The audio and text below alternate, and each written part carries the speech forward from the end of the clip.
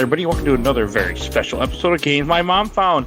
I am Mike Albertin, and who's with me tonight? I'm Reis Mahnic. Hi. And there's two reasons why you're here. One, because we know each other from I watched the entire Overblood replay group. Where Yes, we do. Which most of the people on this podcast I know from there at this point. Celebrating its 10-year anniversary today. That's a long time for a Facebook group. I know. Also for a Facebook group that people actually keep it's actually pretty good. But that's not why we're here. We are here because you actually have created a game that I recently have played, an indie game. And do you want to introduce what we're going to be talking about? Sure. We're talking about Throw Me in the River. It's a game that I worked on for a couple of years, but its history goes back even further than that, close to about 7 years, because I originally made a game jam version of it about that long ago. So, what is that? A game jam? Yeah, a game jam is a short period of time. Frequently, it's 2 days. Sometimes it's a week. Sometimes it's longer. It really depends on the jam. But it is a period of time where game developers get together and make a game very quickly. So it can be usually, very small in scope. The original version of Throw Me in the River was about 15 minutes long, if that. And, frequently they're very rough drafty. But the goal is to finish a game and just have a finished product at the end of the jam. Okay. Yeah, I've never heard of that phrase before, so I was like, I can't be the only one. Oh, yeah, you're good. A lot of game development communities will host jams, and they'll all get together and do that. So this one was held over the course of a week, and we were able to make this 15-minute prototype version of the game in about a week. But that was now it was 5 years ago, 6 years ago now, goodness, that the original jam. And 7 years ago that I had drafted out the original version of what I wanted to make at the jam. So, yeah, I've had this story in my head for quite a while. Okay. That is a while. Throw Me in the River is this finished version of the game that is now on Steam and itch.io. Okay. I played it on Steam, too. I also I received a copy from you for free. It's a visual novel type game, which is not something I play very often, or at all, I should say. But I do enjoy the type of style of game. So it's very interesting to go through this. And there will be... I'm going to try to keep the spoiler free for at least the first chunk of the episode, but, this is me, so we'll see how that goes. But a couple questions I do want to ask you is, how'd you get into game development in the first place? Sure. So, roughly when I was getting out of college, which was now about a decade ago, which is crazy to think about, I went to film school and I wasn't feeling film. I felt kind of limited by it. And I wanted to be able to just start telling kind of more out there stories. And to do that in film, of course, you need a budget and you need a crew and you need a lot of funding. And I had a lot of big stories that I wanted to tell that didn't really that I wanted to be able to explore nonlinear narrative and give players choice and input in how the story plays out. And so I felt limited by that, and I started playing around with video games. I should say that I've always been a big video game player, but I started playing around with making video games. And so I made a little prototype of Myst. I think in the code it's called Myst Ripoff. Like right when I got out of college, I made that, and was realizing I didn't really know what I was doing in terms of the technical side of things. So I wound up joining Portland Indie Game Squad in Portland, Oregon. I moved from Chicago to Portland. And that community really was great because I started being able to join game jams and just getting experience under my belt with development, learning basic code. I wound up studying code a little bit more in school after that, and that allowed me to make slightly more complex games, like an RPG and physics-based first-person action game and stuff like that. Nice. And then,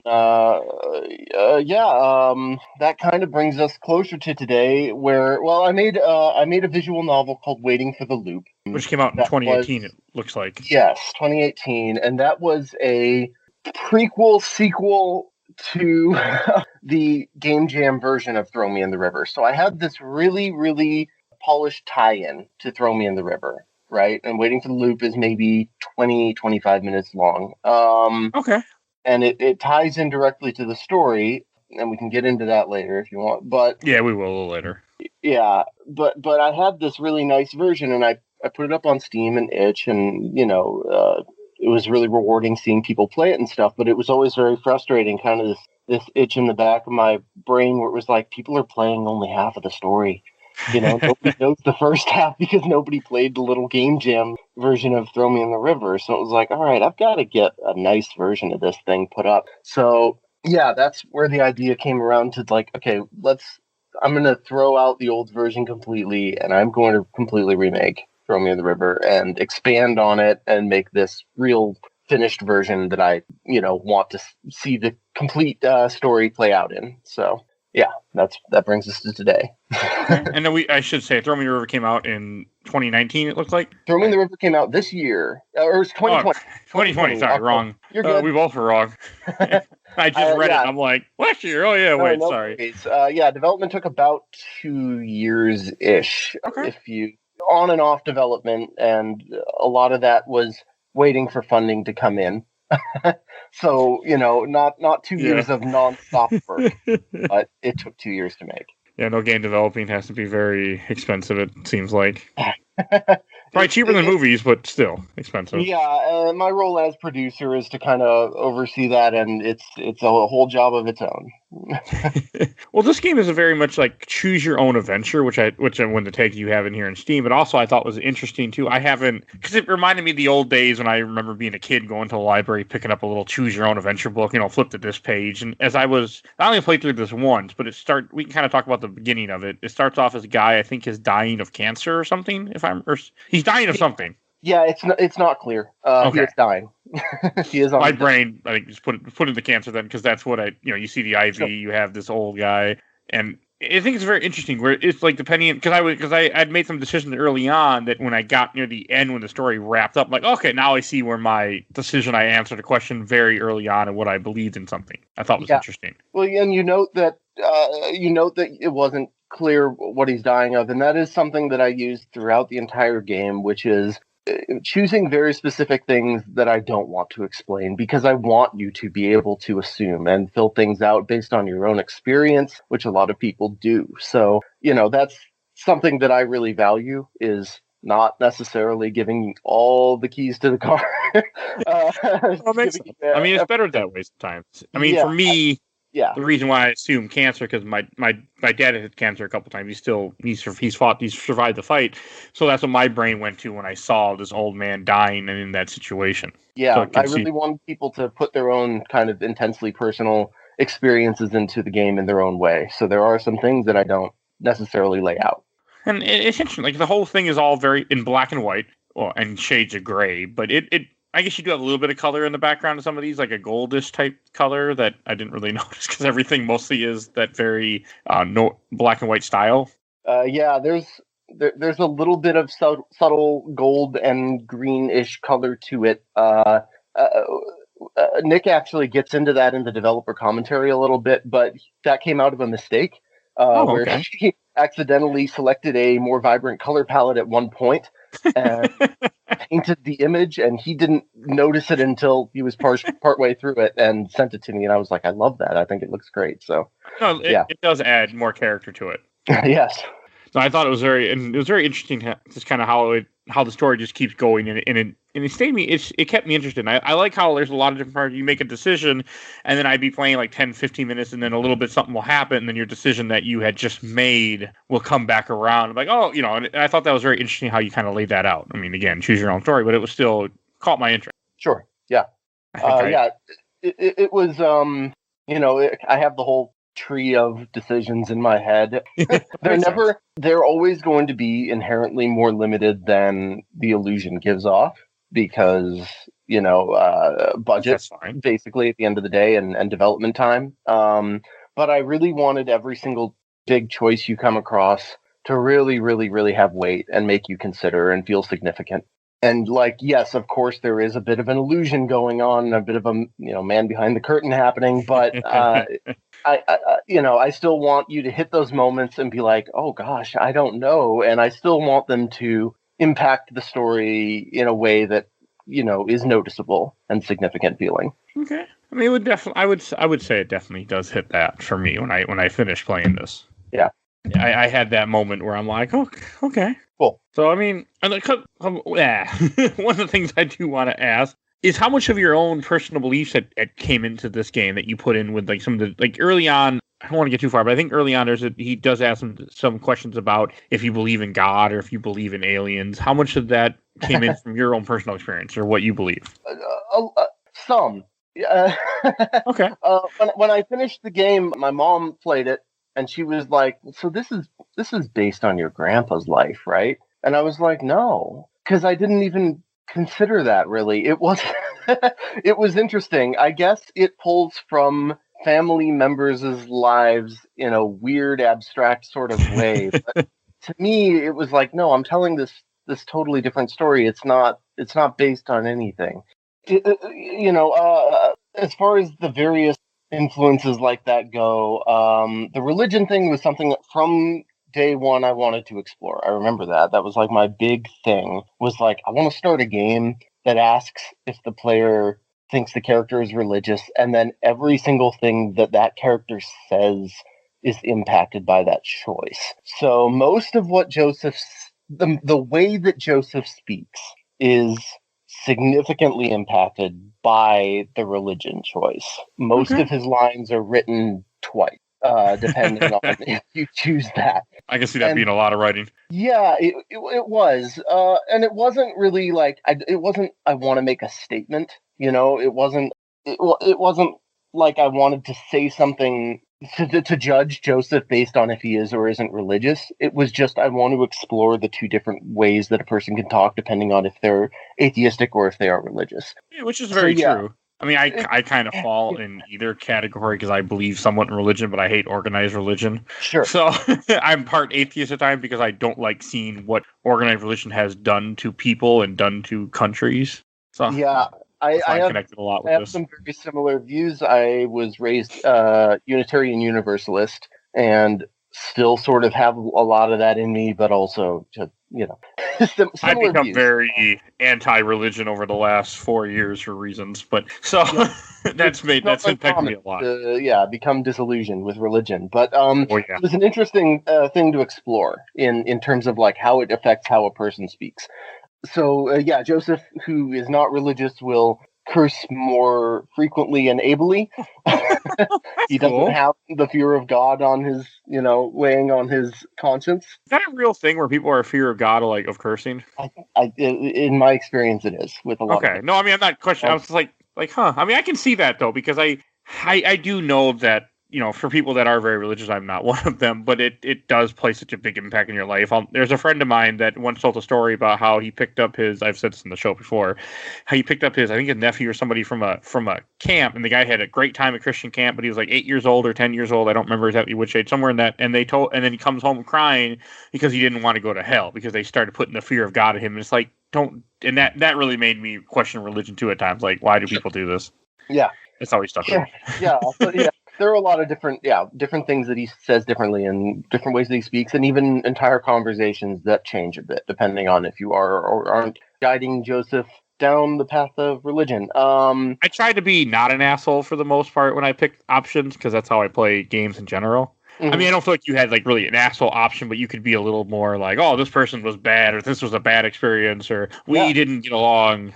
Yeah, I really wanted both to be equally interesting, and at times I even want to say some of the asshole options, as you say, are a little more interesting. Not like, punch the quarter in the face, or just based on where they take the story.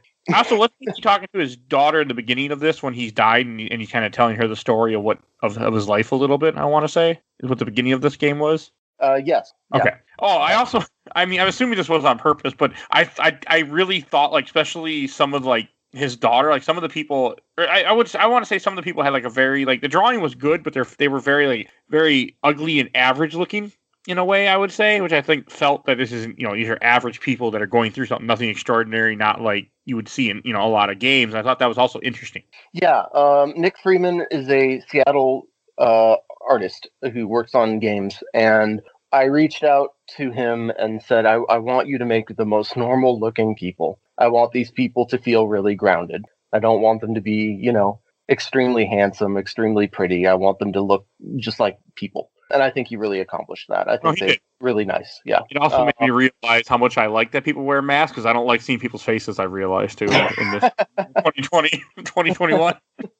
Right. I was thinking about that when I was playing your game. Like, I'm actually happy people wear masks, because I'm like, these remind me of regular people, and I don't see their faces anymore, and I'm okay with that. Just one of those random things that hit me when I was playing this game. Yeah. My takeaway. Yeah. I don't like people's faces in real life.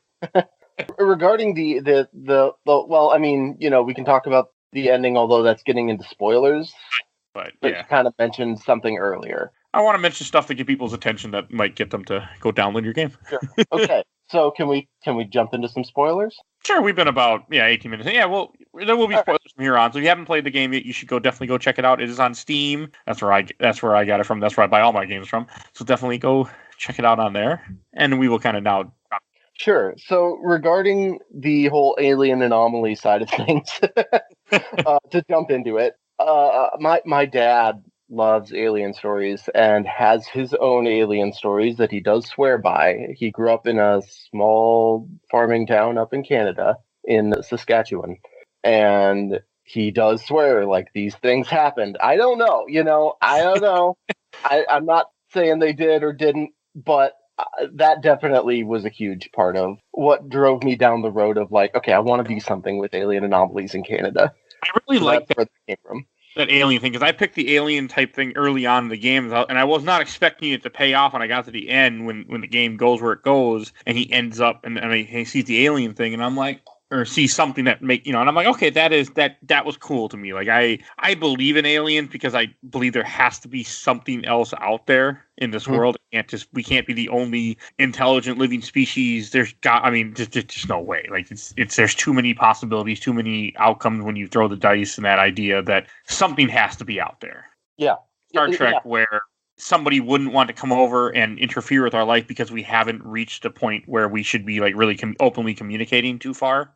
Yeah. But yeah, I mean, for me, it was a framing device more than anything of like, okay, well, I want to do this game where your decisions are being carried backwards into the past, right? And that was kind of the big story or narrative design hook, was like every time we're jumping backwards, but your choices are impacting things behind where you were before. Because that was interesting to me, because I hadn't seen that done in the game. So that was my impetus for, okay, well, I need something to set that up. I need some kind of reason that that's happening.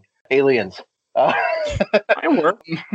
But yeah, but it wound up being, it expanded into, just this exploration of, the culture of growing up in the middle of nowhere and possibly encountering things that you don't understand and exploring that concept. So it became an interesting narrative device, but also it became an interesting, theme to explore as well. Oh, and since I am not familiar with Canada, how far of a distance were they driving? Because at one point they're driving from one side to the other of Canada. Yeah, it's far. Yeah. So that sequence is, you're supposed to be, leaving them for many, many hours at a time, but that sequence is supposed to take place over the course of like 3 days. I thought it was interesting. I just unfortunately don't know. I know a little bit about Canada. Like I knew some of the places they were mentioning. I'm like, I know what that is, but yeah, my knowledge of Canada is not super good, unfortunately. I've never done the drive myself. I did a lot of research online of like, what areas you'd be passing through and what the general layout of the land is and all that, but I have not done that drive. So you do live in Canada. I want to put that out there. Not. Oh, you do not? Okay, I thought you were from Canada by reading that. Yeah, okay. That's very cool. Yeah, it's a very Canadian-centric game. I live in Seattle at the moment. Oh. My day job is working on testing Pokemon products. So I that's what I do for a living. And then the company, I run out of Portland, Oregon. So I drive down there a lot. Okay. Portland and Seattle, they're not that far from each other, are they? Yeah, It's like a 4-hour drive. It's not too bad. Okay. Don't know my West Coast is you're as good. well as I should. No, I've got my dad's side of the family is up in Canada. Okay. And that's where that link comes from. My mom's side of the family is all in Chicago. Okay, So and you mentioned earlier you were living in Chicago, and I was for or from school. Chicago. Yeah. My brain just went over that. Oh, you're good. Yeah, so that's kind of where that influence came from, was having all the family up in Canada and wanting to do a game about Canada because I, went up there every year growing up to see the family and all that. I thought the Canada thing was a nice extra thing that was in there. That also kind of got my interest even more. I thought it was very interesting. I just couldn't connect like where it was in Canada. That's why I was curious. I think you mentioned Ontario, if I remember correctly. They're headed to Ontario. Okay, and they're from Alberta. Okay, I know. I've heard both of those names because Yeah. I live in Minnesota, so I'm not that far from Canada. So I know some things. But At some point during the drive, they passed right above you. Okay. I've been near the border. I've never been to Canada. I've been near the border before, and I drove up north before. Yeah. Nothing out there. My family's side is all in Saskatchewan, so they're all northwest. So not actually where most of these characters are during the game. Okay. It was just a very interesting story. Like you kept my interest. I mean, I played through it very quickly because I read super fast. Yeah. Click, click, click, click. But I was definitely having fun for that. I was not expecting it to be like. I was a little bummed when it was over so quickly because I played it in less about an hour. Yeah. I've been telling people 45 minutes to an hour. It really depends on how fast you read through it, and that's okay. I'm okay with that. I also think like there's some. I tried to build in some fun extra stuff. There isn't a secret ending hidden away. There is a gallery full. I don't know if you saw the gallery, but there are tons of developer commentaries, which are kind of fun to go through. So each scene has its own separate developer commentary that has, me and Troy and Nick giving input on the design behind the game and story development and all that. So yeah.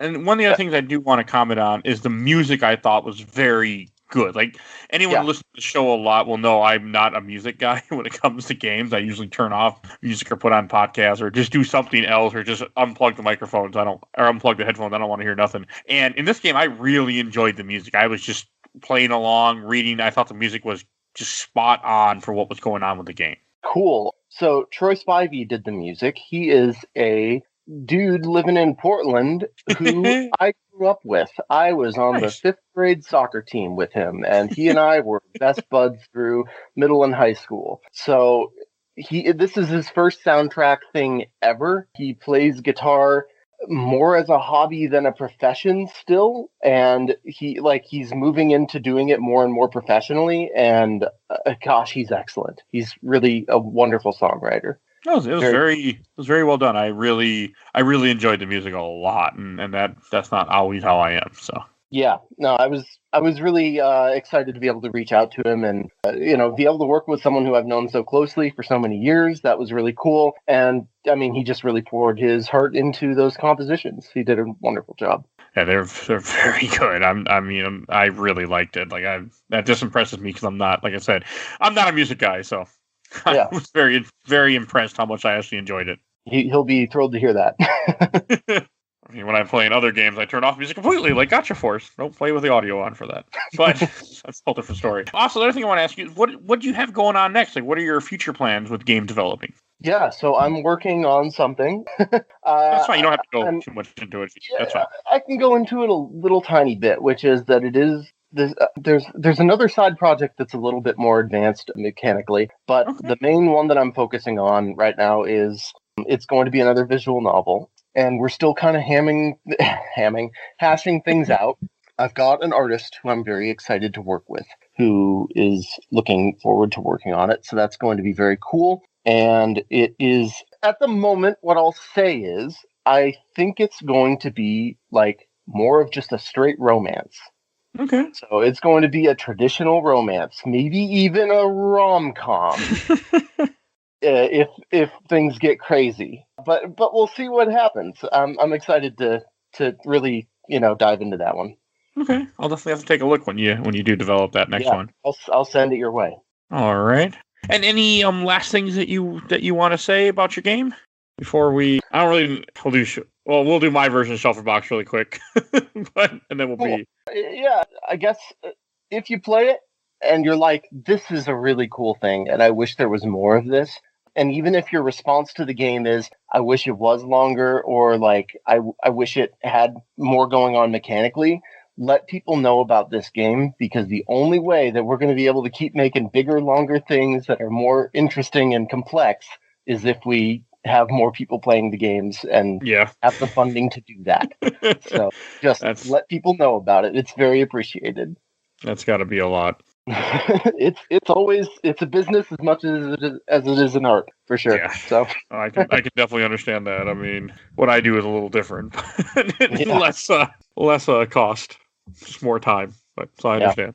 Oh, then the other thing, I'll do a very quick shelf stack or box is a new thing that we have started doing now on the show, because we decided we wanted to include another thing where shelf being, top of the line, box being the more bottom stuff. This is something that I would put in the stack, something that I would definitely want to take another look at some point and try the different selection to see what other options are in this game for me. Like when I did play this, I went through one way, and I was meaning to replay this again before we did this interview and play through again and try the other options and see how the characters reacted. But then I kept playing Gotcha Force instead and did not get a chance to sit down and do this like I wanted to, because time escaped me. But it's something that I definitely want to go back to. And if you haven't played this, if you're listening to this in interview, listen to everything, we did spoil a little bit. Still, go play it. Your experience will be a lot different. There are certain things that I purposely have not brought up that we are not talking about, but it's something that you should definitely experience for yourself. I mean, because the game did hit me in ways, and it made me think a little bit about death and things that I haven't really thought about lately. And I thought that was very interesting that the game made me feel a little. So definitely go check it out, and it will be a link in the show notes to the Steam. I appreciate that, Mike. Oh, no problem. I'm glad you made your comment overboard that I saw it. I'm like, oh, yeah. So I'm glad that we could do this. Yeah, definitely. Oh, one last question that I did forget to ask that I do want to bring up, since this game kind of mentioned. What is your thought about the afterlife? What do you think awaits us? Ooh, that's a fun one. Yeah, just a small casual question, right? Yeah, it's not casual, but it does relate to what your game is. So I've had a story written out for a while now, and maybe I'll get to make it one day. It's very ambitious, and it is a weird fictional vision of the afterlife that I've got laid out in excruciating detail. I don't know if that's actually my beliefs. But I would love to believe that is the afterlife, and unfortunately, I have to be very about it. I'm not being religious. I think at the end of the day, there is kind of an internal belief that I have that's like, universe and all that. You just flip out, right? That's unfortunately how I kind of feel at the core of my being. But I also, I don't know, more and more, who knows? Maybe I'll get older and I'll start willing another belief into existence, right? I would like to, sure, I would love to believe that there's something else. So who knows? Okay. I was just curious because it played such a big part in your game, so I wanted to definitely ask you about that. Yeah.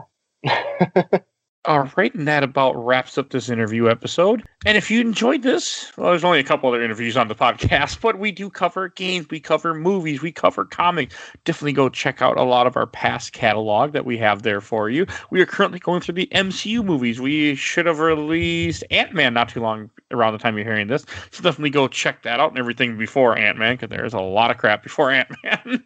So check all those out. And I want to thank you for coming on today and doing this interview with me. I'm talking about your game. Thank you for having me. I love being on this. And thanks for mentioning that your game existed, so I could experience it. Yeah. So otherwise, I would not have noticed till I saw that post on Facebook. But hey, yeah, that's why I love social media. So I want to thank everyone for listening, and please follow us on Facebook, Instagram, Twitter, and YouTube. We are on YouTube now. It only took me almost 2 years to do that. So please subscribe to us on there. I need more subscribers. And definitely go check out his game on Steam. Link will be in the show notes. And we will see you guys all next time. Bye, everybody.